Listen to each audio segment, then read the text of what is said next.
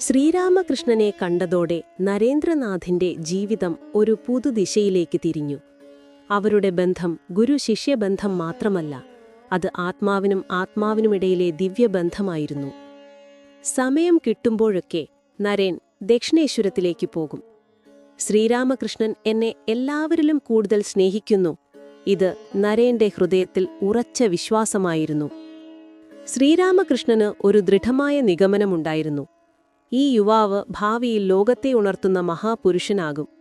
അദ്ദേഹം പലപ്പോഴും ശിഷ്യന്മാരോടും ഭക്തന്മാരോടും പറയുമായിരുന്നു, മറ്റുള്ളവർ നക്ഷത്രങ്ങളാണ്, പക്ഷേ നരേൻ അവനൊരു സൂര്യനാണ്. നരേൻ ദൈവസാക്ഷാത്കാരത്തിലേക്ക് ജനിച്ച ആത്മാവാണ്. മറ്റുള്ളവർക്കായി സേവനം ചെയ്യാനാണ് ഈ ജന്മം ഏറ്റെടുത്തത്. ഇതാണ് ശ്രീരാമകൃഷ്ണന്റെ ഉറച്ച വിശ്വാസം. കോളേജ് പഠനത്തിലും തിരക്കുകളിലുമായിരുന്നിട്ടും നരേൻ എപ്പോഴും ദക്ഷിണേശ്വരത്തിലേക്ക് സമയം കണ്ടെത്തും. നരേൻ പാടുമ്പോൾ അത് കേട്ടുകൊണ്ട് ശ്രീരാമകൃഷ്ണൻ സമാധിയിൽ ലയിക്കും. ആ സംഗീതം ദൈവാനുഭവമായിരുന്നു. പക്ഷേ നരേന്റെ മനസ്സ് പൂർണ്ണമായും സ്വതന്ത്രമായിരുന്നു. യുക്തിക്ക് നിരക്കാത്ത കാര്യങ്ങൾ അവൻ അന്ധമായി വിശ്വസിക്കില്ല. ഒരിക്കൽ ശ്രീരാമകൃഷ്ണൻ തന്നെ ചോദിച്ചു, നിനക്ക് എന്റെ വാക്കുകൾ സ്വീകാര്യമായി തോന്നുന്നില്ലെങ്കിൽ പിന്നെ ഇവിടെ വീണ്ടും വരുന്നതെന്തിനാണ്? നരേൻ പുഞ്ചിരിച്ചു മറുപടി നൽകി, ഞാൻ വരുന്നത് നിങ്ങളെ എനിക്ക് ഇഷ്ടമാണ് എന്നതുകൊണ്ടാണ്. പക്ഷേ ഞാൻ സ്വയം ആലോചിച്ചു മനസ്സിലായാലേ നിങ്ങളുടെ വാക്കുകൾ സ്വീകരിക്കൂ. ശ്രീരാമകൃഷ്ണൻ അത് കേട്ട് സന്തോഷത്തോടെ ചിരിച്ചു. ഇത്രയും സ്വതന്ത്രമായ മനസ്സ്, അതാണ് യഥാർത്ഥ ജ്ഞാനിയുടെ ലക്ഷണം. കാലം കടന്നുപോയി. നരേന്റെ ഭക്തിയും ശ്രദ്ധയും കൂടുതൽ ദൃഢമായി. ശ്രീരാമകൃഷ്ണൻ അവന് ധ്യാനത്തിന്റെ മാർഗങ്ങൾ പഠിപ്പിച്ചു. മനസ്സിനെ എങ്ങനെ കേന്ദ്രീകരിക്കാമെന്ന് കാണിച്ചു. ശ്രീരാമകൃഷ്ണൻ പറഞ്ഞതുപോലെ നരേൻ ആധ്യാത്മിക അഭ്യാസം ആരംഭിച്ചു. അങ്ങനെ ആത്മീയബോധം അവന്റെ ഉള്ളിൽ വളരുമ്പോഴേക്കും ജീവിതം മറ്റൊരു കഠിന പരീക്ഷ എഴുതാൻ തുടങ്ങി. 1884 നരേന്റെ അച്ഛൻ അന്തരിച്ചു.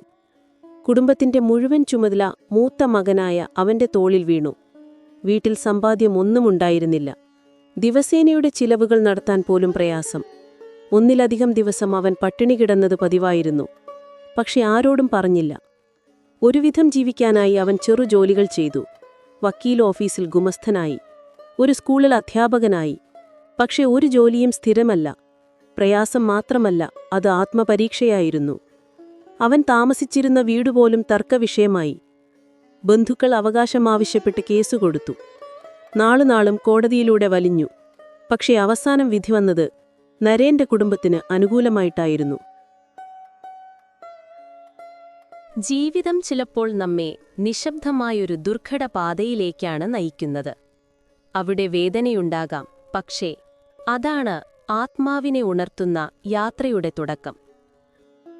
നരേന്ദ്രനാഥിന്റെ ജീവിതത്തിൽ ആകസ്മികമായ മാറ്റം. അച്ഛന്റെ അകാല മരണം അവന്റെ ലോകം മുഴുവൻ തകർത്തു. മനസ്സ് തളർന്നു. ജീവിതം ദിശയറ്റതായി. ആ വേദനയിൽ ആശ്വാസം കണ്ടെത്തിയ ഏക സ്ഥലം ഗുരുവിന്റെ സന്നിധി, ശ്രീരാമകൃഷ്ണന്റെ പാദങ്ങൾക്കരികിൽ. 1885 ശ്രീരാമകൃഷ്ണന്റെ തൊണ്ടയിൽ രോഗം പിടിപെട്ടു. ദിവസങ്ങൾ കടന്നുപോകുമ്പോൾ രോഗം രൂക്ഷമായി. ഡോക്ടർമാർ ഒടുവിൽ അറിയിച്ചു, അത് ക്യാൻസർ ആണെന്ന്. ശിഷ്യരും ഭക്തന്മാരും അദ്ദേഹത്തിനായി ഒന്നായി. അവർക്കുവേണ്ടി കാശിപ്പൂരിലെ ഒരു ഉദ്യാനഗൃഹം വാടകയ്ക്കെടുത്തു. ശ്രീരാമകൃഷ്ണൻ അവിടെ താമസം മാറ്റി. ശ്രീരാമകൃഷ്ണന്റെ യുവശിഷ്യന്മാർ ആരോഗ്യം നിലനിർത്താനും സേവനത്തിനും ജീവിതം മുഴുവൻ സമർപ്പിച്ചു. ആ ശുശ്രൂഷകരുടെ മുന്നണിയിൽ നിൽക്കുന്നവൻ നരേന്ദ്രനാഥ്. ഭൂരിഭാഗം സമയവും അദ്ദേഹം ഗുരുവിനോടൊപ്പം ചിലവഴിക്കുമായിരുന്നു. വീട്ടിലെ പ്രശ്നങ്ങൾ കൈകാര്യം ചെയ്യാൻ ഇടയ്ക്കൊക്കെ കൽക്കത്തയിലേക്ക് പോയാലും മനസ്സെപ്പോഴും ദക്ഷിണേശ്വരത്താണ്. നരേനും കൂട്ടുകാരും ഗുരുവിനെ ശുശ്രൂഷിച്ചു. നരേൻ എല്ലാത്തിനും മുൻപന്തിയിലുണ്ടാകും. ഒഴിവു സമയങ്ങളിൽ അവർ കീർത്തനങ്ങളും ഭജനങ്ങളും പാടും. മാത്രമല്ല, ധ്യാനം, ആധ്യാത്മിക ചർച്ചകൾ എന്നിവയും ഉണ്ടാകും. ശ്രീരാമകൃഷ്ണൻ അവരുടെ ഭക്തിയെ നോക്കി ആനന്ദിക്കും. തന്റെ കണ്ണുകളിൽ നിന്ന് ഒരു ദിവ്യപ്രകാശം തിളങ്ങും.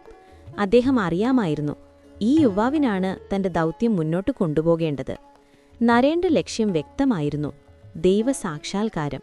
ദൈവത്തെ നേരിൽ കാണണം, അനുഭവിക്കണം. ശ്രീരാമകൃഷ്ണൻ നൽകിയ മാർഗനിർദ്ദേശങ്ങൾ അനുസരിച്ച് അദ്ദേഹം ധ്യാനത്തിൽ കൂടുതൽ ശ്രദ്ധ കേന്ദ്രീകരിച്ചു. അത് മണിക്കൂറുകളോളം നീണ്ട ധ്യാനമായിരുന്നു. അത് സാധാരണ ധ്യാനമല്ലായിരുന്നു. നരേൻ പൂർണ്ണമായും ചുറ്റുപാടുകൾ മറന്ന് തന്റെ ശരീരബോധം പോലും മറന്നുപോകും. ഒരു ദിവസം പ്രശസ്തനായ കവിയും നാടകകൃത്തുമായ ഗിരീഷ് ചന്ദ്ര ഘോഷ് നരേനൊപ്പം ധ്യാനത്തിലിരുന്നു. കൊതുകുകളുടെ ശല്യം കാരണം ഗിരീഷിന് മനസ്സ് കേന്ദ്രീകരിക്കാനായില്ല. ഗിരീഷ് കണ്ണു തുറന്നു നോക്കി. നരേൻ അനങ്ങാതെ സമാധിയിൽ ലയിച്ചിരിക്കുകയായിരുന്നു. അവന്റെ ശരീരമാകെ കൊതുകുകൾ പൊതിഞ്ഞിരുന്നു. പക്ഷേ അവൻ അതൊന്നും അറിഞ്ഞതേയില്ല. അത് സാധാരണ മനുഷ്യൻ കാണുന്ന ദൃശ്യമായിരുന്നില്ല. അത് ശാന്തിയുടെ പ്രതീകമായിരുന്നു. ഒരു വൈകുന്നേരം ധ്യാനത്തിലായിരിക്കെ നരേൻ അത്യപൂർവമായ ഒരനുഭവം നേരിട്ടു. ശരീരബോധം പൂർണ്ണമായും ഇല്ലാതായി. മനസ്സ് ദൈവത്തിൽ മാത്രം ലയിച്ചു. അനന്തമായ ആനന്ദവും സമാധാനവും. അതാണ് യഥാർത്ഥ പരമാനന്ദം. ശ്രീരാമകൃഷ്ണൻ നരേനെ അതിന് പാകപ്പെടുത്തുകയായിരുന്നു. ലോകം മുഴുവൻ ഉണർത്തേണ്ട മഹാദൗത്യം ഏറ്റെടുക്കാൻ. തന്റെ മറ്റു ശിഷ്യന്മാരുടെ ഉത്തരവാദിത്തവും അദ്ദേഹം നരേനെ ഏൽപ്പിച്ചു. ഒരു ദിവസം അദ്ദേഹം പറഞ്ഞു, ഇന്ന് നിങ്ങൾ എല്ലാവരും സന്യാസിമാരെ പോലെ ഭിക്ഷയാചിച്ചു വരണം. ശിഷ്യന്മാർ വീടുകളിലേക്ക് പോയി ഭിക്ഷയെടുത്തു. അതെല്ലാം ശ്രീരാമകൃഷ്ണന്റെ പാദത്തിൽ അർപ്പിച്ചു. അദ്ദേഹം അത് സ്നേഹത്തോടെ കഴിച്ചു പറഞ്ഞു, ഇത് ശുദ്ധമായ ഭിക്ഷയാണ്. ഇതാണ് സത്യസേവനം. ശ്രീരാമകൃഷ്ണൻ എല്ലാ ശിഷ്യന്മാർക്കും കാവ്യവസ്ത്രം നൽകി.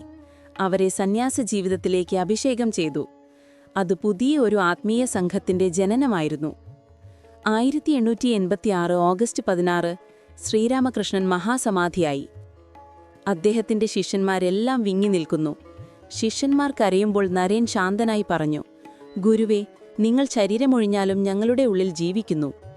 അവരുടെ ഗുരു പോയെങ്കിലും അദ്ദേഹത്തിന്റെ ദീപം എപ്പോഴും നരേന്ദ്രനാഥിന്റെ ഹൃദയത്തിൽ തെളിഞ്ഞിരുന്നു.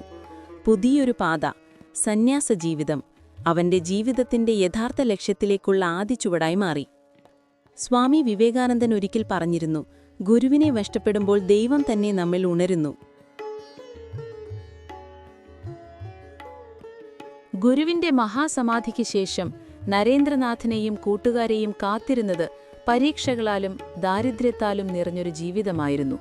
പക്ഷേ അതായിരുന്നു അവരുടെ ആത്മീയ യാത്രയുടെ യഥാർത്ഥ തുടക്കം.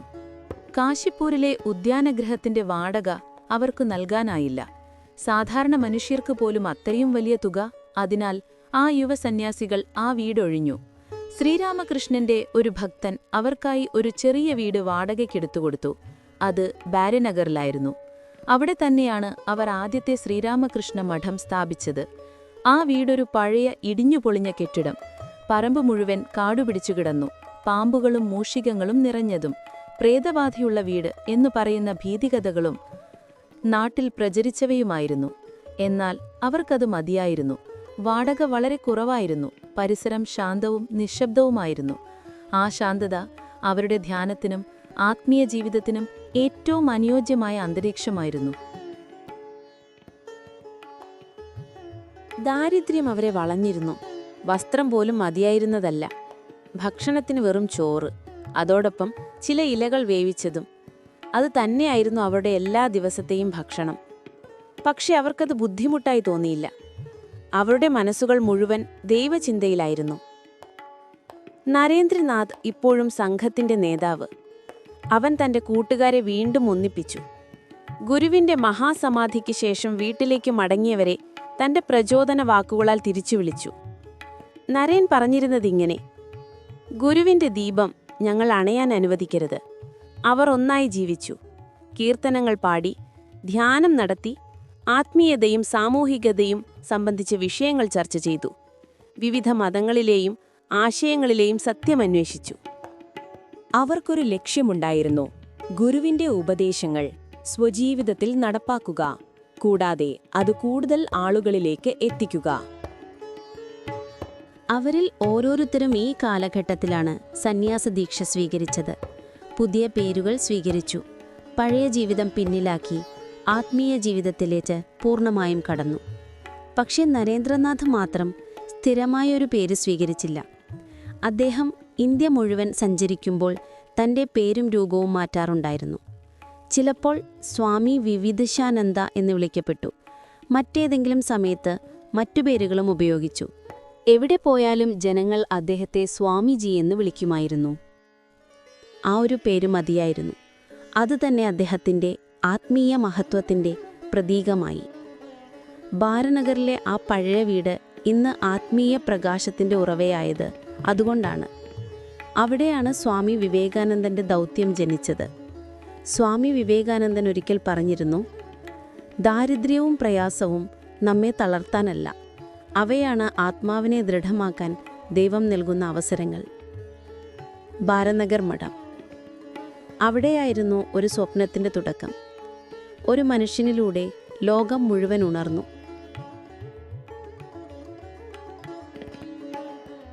ഗുരുവിന്റെ ദൗത്യം മുന്നോട്ടു കൊണ്ടുപോകാനുള്ള തീപ്പരി നരേന്ദ്രനാഥ് അഥവാ സ്വാമി വിവേകാനന്ദൻ.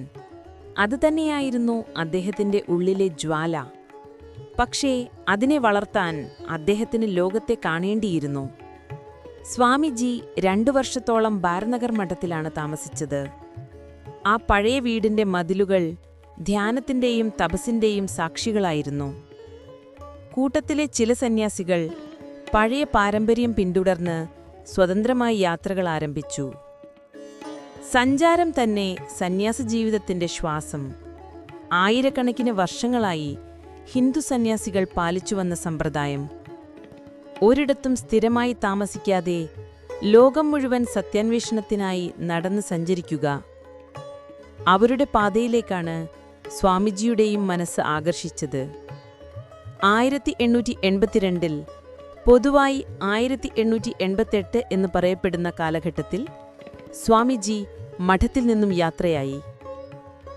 ലക്ഷ്യം ഇന്ത്യയെ കാണുക, ജനങ്ങളെ മനസ്സിലാക്കുക, ദൈവത്തെ മനുഷ്യരൂപത്തിൽ അനുഭവിക്കുക. ആദ്യം അദ്ദേഹം കാശിയിലെത്തി. അവിടെ ഒരാഴ്ചത്തോളം താമസിച്ചു.